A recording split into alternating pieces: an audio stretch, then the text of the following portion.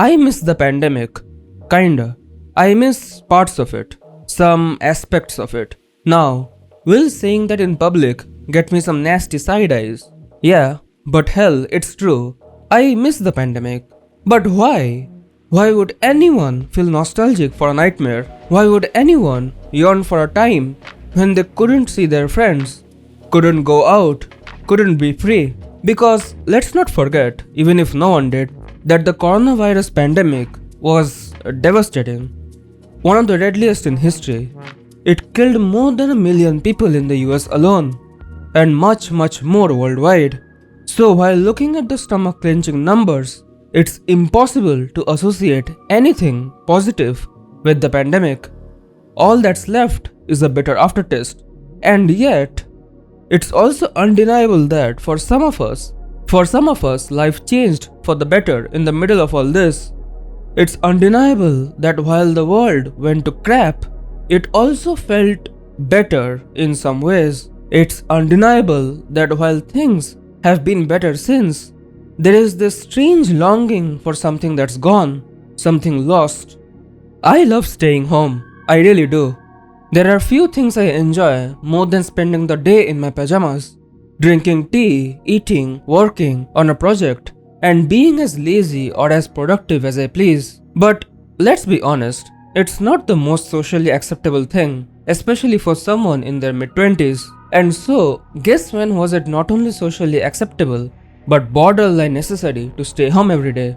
That's right, the pandemic. So it's no surprise that while the rest of the world was terrified, some of us weirdos were secretly relieved.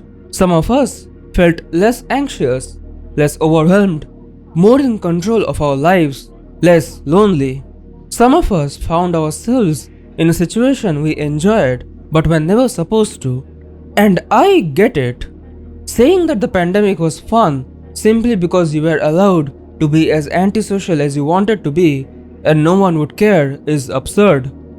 And so there is more to it, more to this nebulous and strange sense of longing for a time when things were terrible, but less complicated.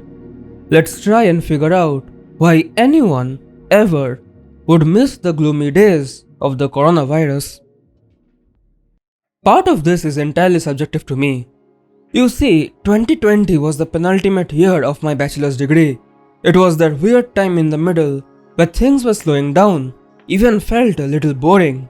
It was the year when you were supposed to get ready for the final sprint, when people usually took things a little easy and gave themselves the luxury of enjoying their last days as a student.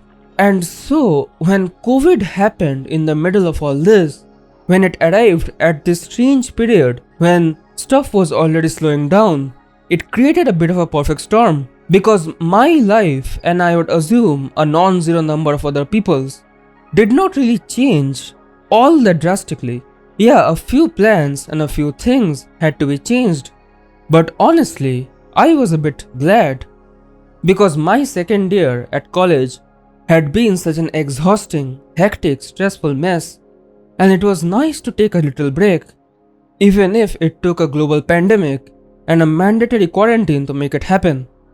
The world slowed down, and so did I. The pressure was gone, and I felt like I could breathe again.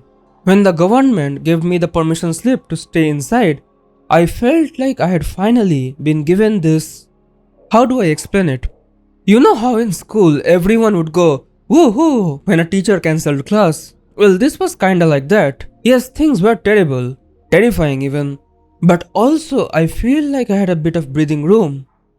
I think what a lot of us miss, and I hope the finger quotes are coming across, is not the pandemic itself, but the simplicity. Because life, in some ways, did get simpler. Turns out that a lot of the nonsense we burden ourselves and each other with daily falls to the side when it's literally survival that's on the line. I've spoken about this element cautiously with others, have browsed Reddit threads and online forums, and the one commonality, it seems, is this strange simpleness.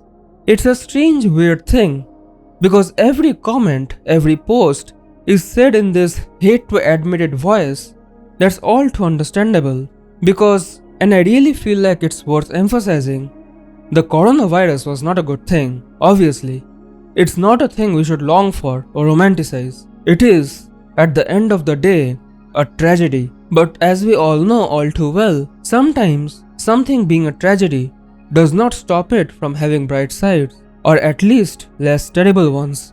And I think one of the brightest sides of the pandemic was the simpleness. And is that not the world's greatest irony? That in what can be considered one of the most frantic, the most chaotic, and most definitely one of the most scary events in modern history, some of us found a little slice of simplicity, of ease, that a world that seemed to be spinning off its axis managed to give us a breather. I was not working during the pandemic, as in I wasn't employed. Like I said, I was still studying, so I don't really know firsthand how things were in the corporate world. But if the internet is to be believed, and as we all know, the internet is always to be believed, things were weird. The one thing I keep seeing mentioned is how slow everything became. With lockdown in place, the frenetic pace of modern society came to a screeching halt.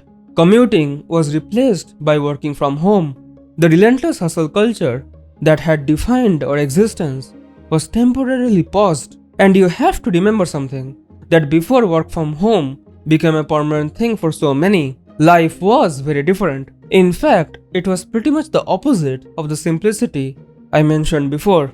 Everything felt hyper.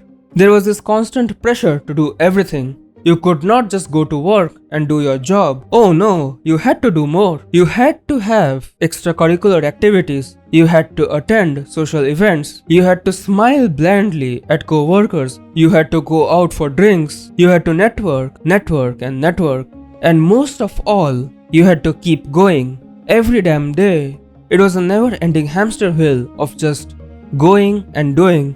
And for all its horrors, COVID forced us to slow down. It stripped life down to the essentials. Turns out that when you literally cannot do anything, it becomes a lot harder to feel like you have to do everything.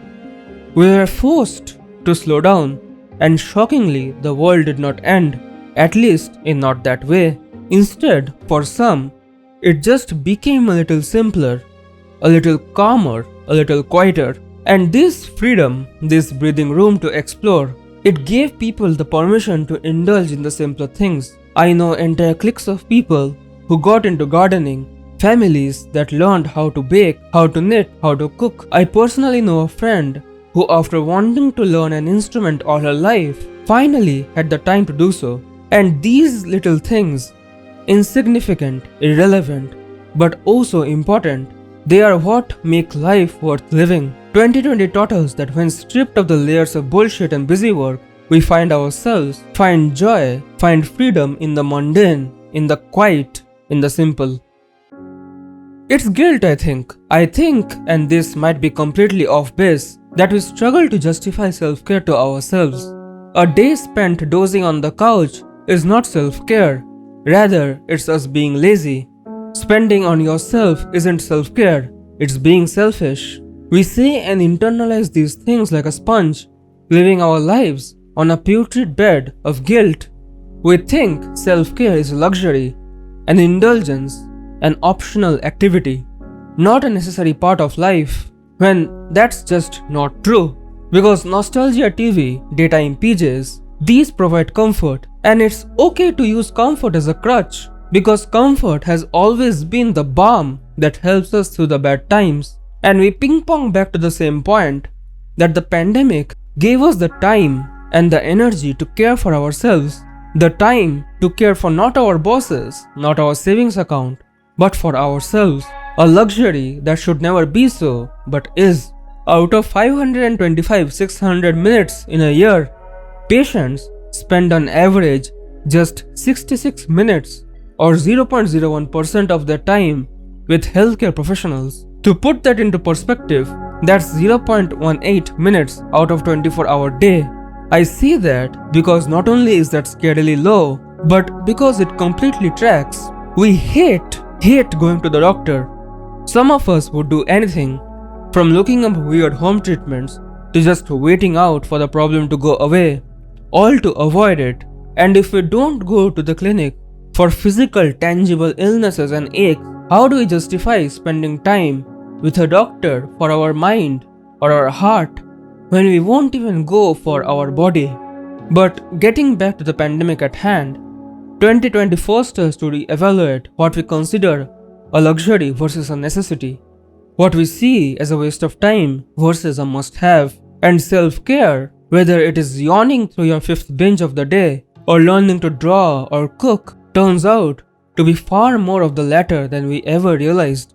It's not a crutch, it's a foundation. It's not a guilty pleasure. It's a bit strange, and quite funny actually, that in a time when everyone was social distancing, when the world was told not to touch anyone, so many people found a sense of community, found a support system. Online friends are a weird topic to talk about, because even today in 2025, some people still don't consider them real friends. But sometimes, even more than family or your spouse, it's friends people turn to when things feel really strange and weird. And during the pandemic, when in-person hangouts were no longer an option, it was our internet connections and virtual friendships that kept some of us going. I keenly remember massive Discord servers popping up where people did nothing but chat, complain, fret, and panic, doing all the things they would normally do with their real-world friends, but could not. I remember Facebook groups and community pages springing up, dedicated to sharing resources, news, and just providing support, or hell, simply existing as a place to hang out, because we love to shun routine. We love to talk about how important change and novelty are, but when the sky turns red and nothing feels like it should, it's normalcy we turn to. When people start fighting over toilet paper, when panic sets in, it's the stupid benign conversations, geeking out over movies, games, or anything familiar that brings the best kind of comfort. Oh, and speaking of comfort, let's talk about those who find it in solitude. I already mentioned this, but it's worth reiterating. Social distancing became socially acceptable during the pandemic, but before then, if someone spent too much time inside, it was stigmatized, frowned upon. The truth is that loners are still judged and stereotyped. People simply fail to understand the difference between being a hermit and being an introvert, between someone who refuses to participate in society and someone who simply has a low tolerance for socializing. But I'm getting off track. The point is that plenty of us don't mind working or interacting with others. We would just prefer these interactions to be relevant, because there is a difference between a necessary meeting and a meeting that could have been an email. So for some of us, one of the few upsides of the pandemic was the reduced social obligations. No fake smiles, no forced small talk, no pointless pleasantries. When everything is up in the air, work, at least for some, became a reprieve.